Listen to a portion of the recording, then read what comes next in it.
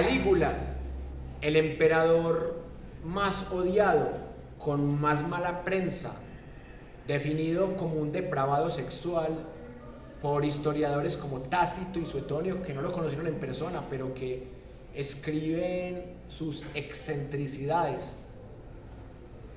Perseguido por ser el culpable intelectual de la muerte de Tiberio, pero inicialmente Calígula llega a vengarse de Tiberio por haber sido la cabeza intelectual del asesinato a su padre Germánico, un tipo que fue bastante bueno en la guerra, y no solamente por sus raíces imperiales y sus vínculos familiares con Octavio Augusto.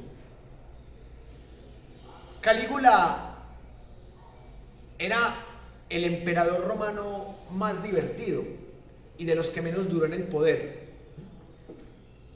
Era tan divertido que le dio un cargo burocrático a un animal como su caballo Incitatus, nombrándolo cónsul y sacerdote. Uno diría que al menos el caballo no robaba. Era tan divertido que se inventaba guerras con enemigos inexistentes. Una vez fue a conquistar un territorio que ya le pertenecía a ellos, muy cercano a la Britania, que no era todavía la Britania, porque el que conquista la Britania es Claudio. Y Calígula, al ver que no hay enemigo, le dice a sus huestes que el enemigo son unos helechos. Entonces las huestes empiezan a atacar los helechos y derrotan los helechos y llegan a Roma llenos de puros helechos. Dicen: vea, hemos ganado una guerra contra estos temibles helechos que estaban amenazando la voluntad del pueblo y del Senado de Roma. Calígula también es acusado de zoofilia porque duerme con su caballo Incitatus como si fuera su esposa, porque tiene relaciones incestuosas con sus tres hermanas, con Julia, Agripina, la mamá de Nerón, y sobre todo con Drusila. Pero Calígula se enamora perdidamente de su hermana Drusila. Se enamora tanto que la quiere esposa, como si fuera Egipto con Cleopatra y Ptolomeo. Pero Drusila le recuerda a Calígula que en Roma no está bien visto el incesto, ni siquiera para el emperador. Y resulta que tienen que buscar esposa. Una vez Calígula manda a asesinar a Tiberio con el sicario de la guardia pretoriana Macro, que también es amante de Calígula. Calígula es bisexual. En esa época era muy común la bisexualidad o la polisexualidad, las orgías y las bacanales. Entonces resulta que Drusila le sugiere a su hermano Calígula que busque una esposa decente, una esposa que esté a su nivel y que no puede ser ella por ser su hermana. Y Calígula elige a Cesonia, que es la prostituta más famosa de Roma, y se casa con ella, llevando de la contraria a su hermana Drusila. Y con Cesonia tiene una hija que Calígula lamenta bastante que sea mujer, porque él prefería un hombre para que fuera su heredero natural, así como Julio César pensó que Cesarión, el hijo que tuvo con Cleopatra VII, podría ser su heredero natural.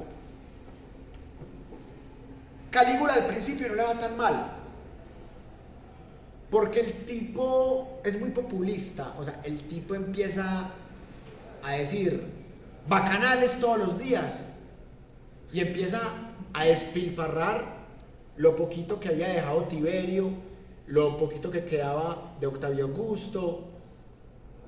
Eso sí, Calígula empieza desde el principio a humillar a los senadores, porque él aprende una lección de Tiberio, que el senador es tu enemigo, es el próximo dictador que te puede tumbar y quitarte el trono. Entonces, Calígula empieza a sacar del camino a los senadores que él considera que son traidores. Pero inicialmente, él se quita del camino al sicario, amante suyo, que había matado materialmente a Tiberio. Él dice que el único responsable del magnicidio contra Tiberio es Macro, y que él no tuvo nada que ver, entonces hace matar a Macro. Luego dice que realmente Gemelo es el traidor de la república, o sea, su hermanastro, que era muy joven y que por eso no podía heredar el trono, y hace matar a su hermanastro Gemelo, diciendo que es un conspirador y que realmente Gemelo fue el que le dio la orden a Macro para que matara a Tiberio. Después saca del camino a Próculo, que por poco lo ponen Próculo, se le quita la tilde, pero es Próculo. Y todo empieza con un saboteo que hace Calígula al matrimonio de Próculo. Calígula viola con sexo anal a Próculo y a su esposa, les entierra el anillo imperial, y con eso empieza a decir que Próculo es un traidor también, con un silogismo bastante cuestionable, porque él manda a arrestar a Próculo y lo tortura, y Próculo, llorando, le dice a Calígula: ¿por qué me torturas si yo siempre te he sido fiel, mi César Calígula, mi Cayo César Calígula? Y Calígula le responde: precisamente por eso eres un traidor, porque los romanos somos traidores y tú no eres traidor. Entonces, como tú no eres traidor y los romanos somos traidores, tú no mereces vivir porque debes ser traidor. Entonces le manda a cortar el pene, los testículos, lo tortura y lo mata. Entonces miren que Calígula mata a todos los que le sirvieron. Mata a Macro, mata a Gemelo, que no representaba un peligro y que no lo veía como culpable de la muerte de Tiberio, mata a Próculo después de haberlo humillado en su matrimonio. Los senadores empiezan a cansarse de Calígula, empiezan a verlo como un peligro, empiezan a decir que el tipo estaba loco, que era un depravado sexual, que el imperio romano no podía caer en manos de ese loco. Entonces Casio Querea y Longino empiezan a conspirar para asesinarlo. Casio Querea es un antiguo guerrero que había peleado con su padre Germánico en batallas y que respetaba mucho a su padre Germánico, no respetaba hacia su hijo Calígula. El gran error de Calígula es que mata a todos los inocentes, a los que lo respetaban, y deja vivos a los dos únicos que terminan conspirando para matarlo. Deja vivo a Casio Querea, un antiguo militar de la edad de su padre, y a Longino, que era un maestro de retórica, que era muy inteligente, que había estudiado con profundidad la obra poética de Safo, que es la escritora de la isla Lesbos, y que inventa el concepto de lo sublime para definir la obra de Safo. Entonces deja a un tipo muy fuerte militarmente y a otro tipo muy fuerte retórica e intelectualmente. Y esos dos tipos empiezan a planearlo todo para sacar del camino a Calígula. Pero antes de ser asesinado, Calígula recibe un duro golpe, y es la muerte de su gran amor, su hermana y amante Drusila. Entonces Calígula enloquece del todo, y ahí es cuando Calígula se pasa de la raya, porque el tipo empieza a hacer bacanales y allí prostituye a las patricias, a las mujeres más decentes de Roma, las obliga a prostituirse para recaudar recursos para el Estado unos recursos que él había despilfarrado en exceso en sus orgías, en sus borracheras. Entonces, después de la muerte de Drusila, Calígula se enloquece del todo, a toda hora vive borracho. En Roma empiezan a reírse de él, empiezan a hacer obras de teatro ridiculizándolo, y eso hace que Calígula empiece a perder puntos con la guardia pretoriana, porque ya la guardia tampoco lo quiere, y dura 3 años y 8 meses porque la guardia se la aguanta mucho, pero el Senado ya hace rato le llevaba hambre y cuadran todo el complot. Se aprovechan que el tipo se mantiene borracho y lo cogen a puñaladas, y era tanto el odio que le tenían que cuando ya estaba muerto le siguieron clavando cuchillos y estacas y matan a su hija, la que había tenido con Cesonia, y matan también a Cesonia para que no quede el más mínimo rastro de Calígula. Calígula mata a lo poquito que quedaba de su familia, mata a Gemelo, había matado a Tiberio, pero al único que Calígula no mata es a Claudio, porque lo subestima, porque se burla de él, porque lo ve como un torpe, como un retrasado mental, como un tartamudo, como un cojo, como un jorobado, como un tipo feo. Calígula hacía eventos para burlarse de la fealdad de Claudio. Y de hecho, Casioquerea y Longino ven también a Claudio como un torpe, y por eso lo nombran como el nuevo emperador romano. Y ya ven ustedes que Claudio gobierna hasta bien. Claudio es un tipo que logra gobernar del 41 al 54, o sea, el tipo logra gobernar 13 años, el tipo construye 2 acueductos muy importantes para Roma, el tipo no es tirano con los que piensan distintos. O sea, algunos historiadores dicen que Claudio es el mejor emperador romano. Quiero leerles un párrafo de la caída de Calígula, para que ustedes vean cómo se cae Calígula y cómo llega Claudio al poder, porque es muy interesante ver cómo se desarrolla la política del terror en este naciente imperio romano. Voy a leerles algo muy curioso que dicen acá: la llegada al trono de Calígula.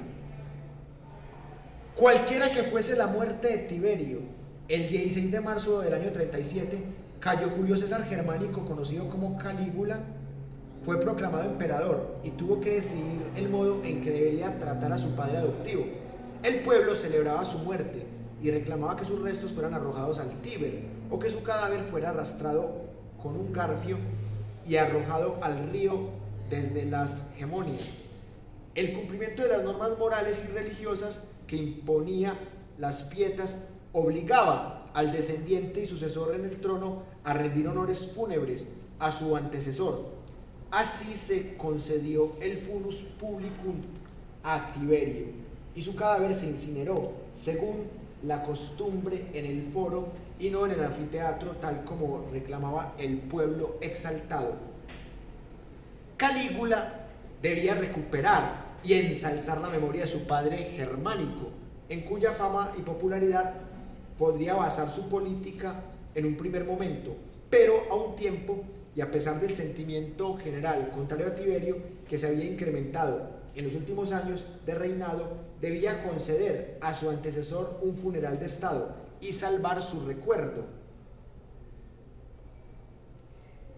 Las primeras disposiciones del gobierno de Calígula apuntaban a un intento de mejorar las relaciones con la clase aristocrática senatorial, completamente deterioradas a causa de los procesos de lesa majestad abiertos durante el reinado de Tiberio.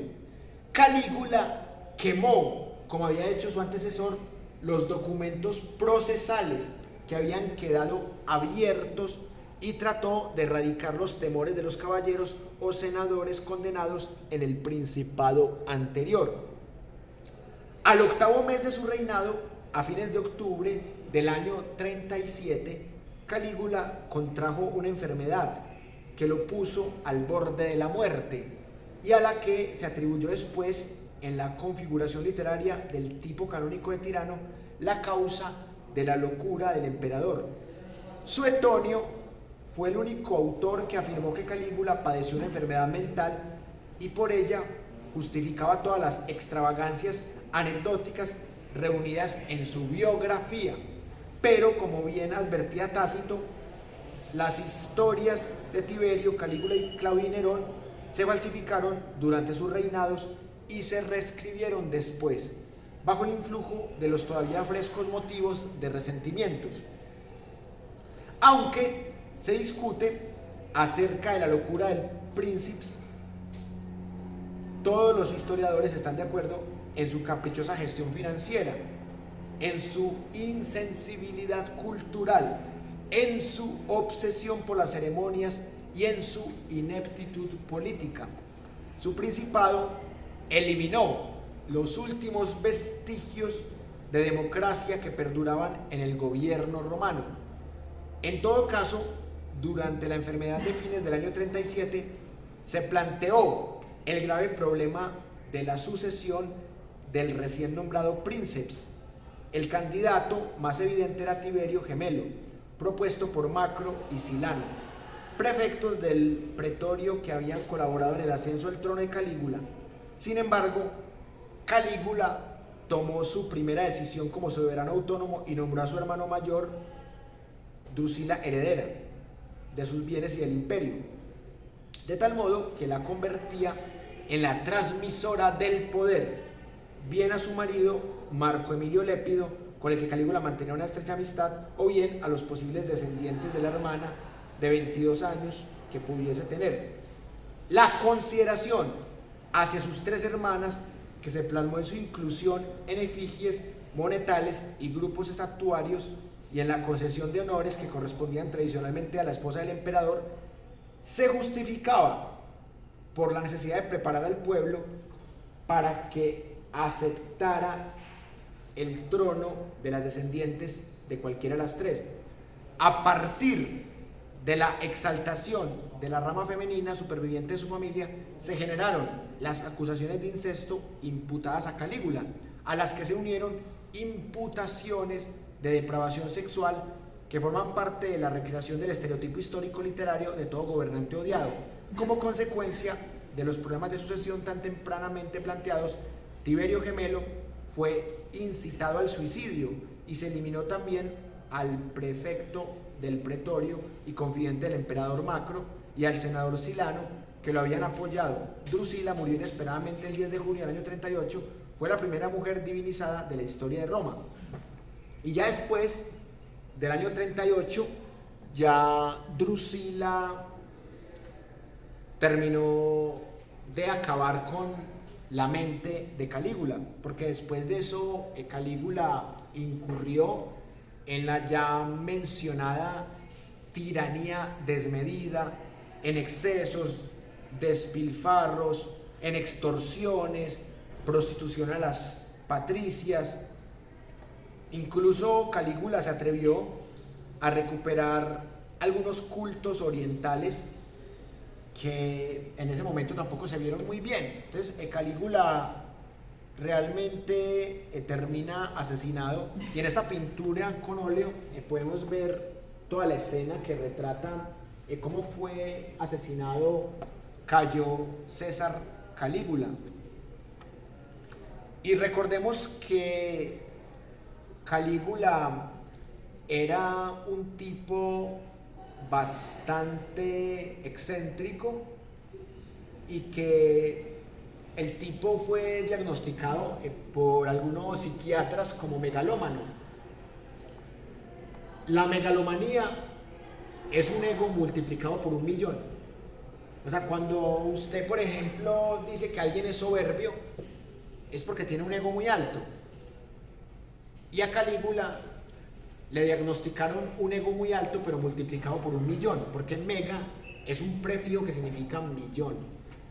Porque Calígula, después del año 38, cuando ya enloquece del todo, tras la muerte también de su hermana Drusila, que era su gran amor, Calígula empieza a decir que él es un dios.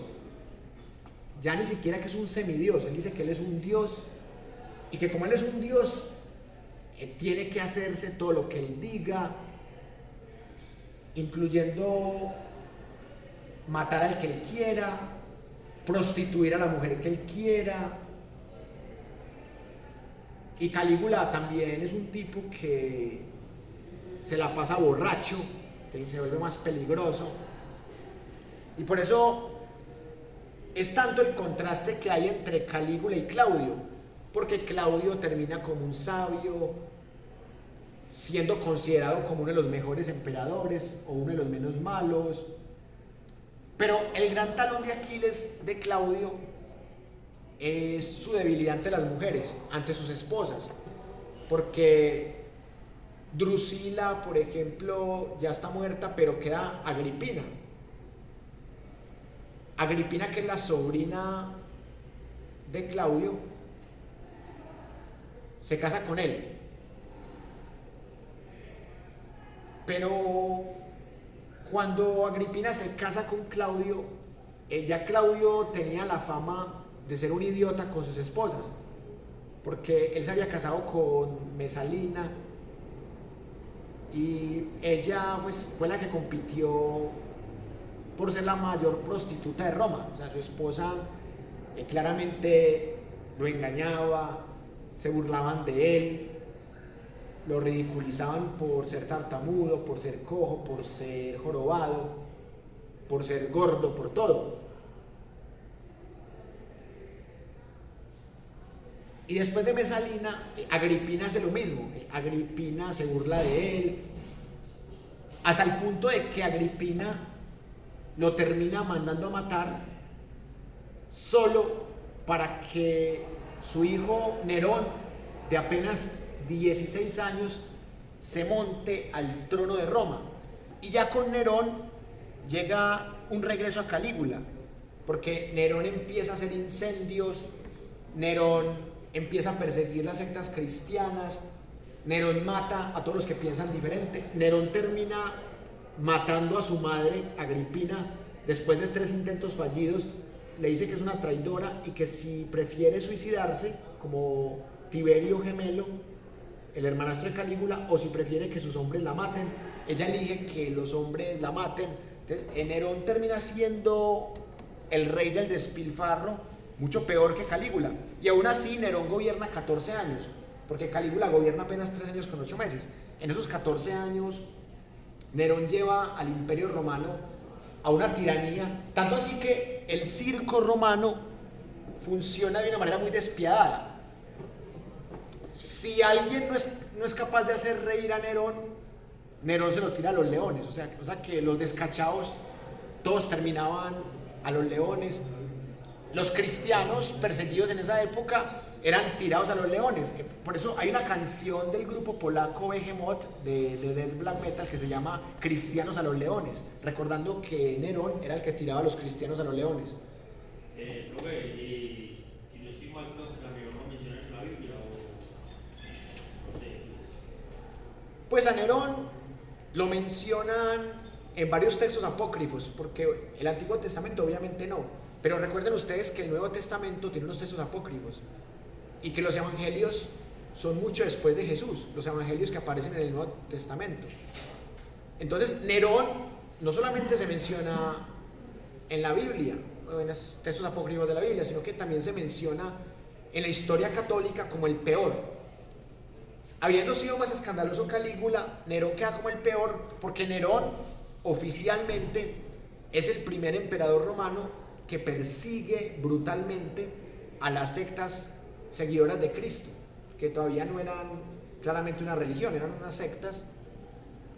Por eso Nerón tiene muy mala prensa entre historiadores católicos, y por eso esta dinastía Julio-Claudia es una locura, porque está por un lado Augusto, que gobierna 41 años y que es un tirano, Tiberio, que hereda esa tiranía y que mata a su hermanastro Germánico, Calígula, que se enloquece, lleva a la quiebra a Roma, hace orgías, prostituye a las patricias, nombra cónsul y sacerdote a su caballo Incitatus, mata por sospecha, Claudio, que es el sabio por ser el menos malo y por ser considerado idiota, que se salva de morir, pero las mujeres le ven la cara de idiota, sus dos esposas se burlan a diestra y siniestra de él, y Nerón, que es el niño malcriado que mata a su madre después de que su madre mató a su tío Claudio solo para que él heredara el trono. Entonces miren que la dinastía Julio-Claudia es la más famosa, es la más escandalosa. Y en la segunda parte vamos a ver los últimos testimonios de por qué se cae totalmente la dinastía Julio-Claudia después de Nerón y por qué llega Galba, Otón y Vitelio, o sea, que son los tres tiranos que gobiernan antes de la dinastía Flavia. Entonces, en la segunda parte de la clase ya vamos a hablar de ese tema. Eso sí, la dinastía Julio-Claudia es la más estudiada, la más investigada. Podríamos quedarnos toda la vida hablando de ellos porque se han hecho miles de documentales, miles de libros, películas. O sea, es la dinastía más famosa, la primera, la más estudiada. Pero acá vamos a tratar también de estudiar otras dinastías que nos ayudan a comprender el Imperio Romano.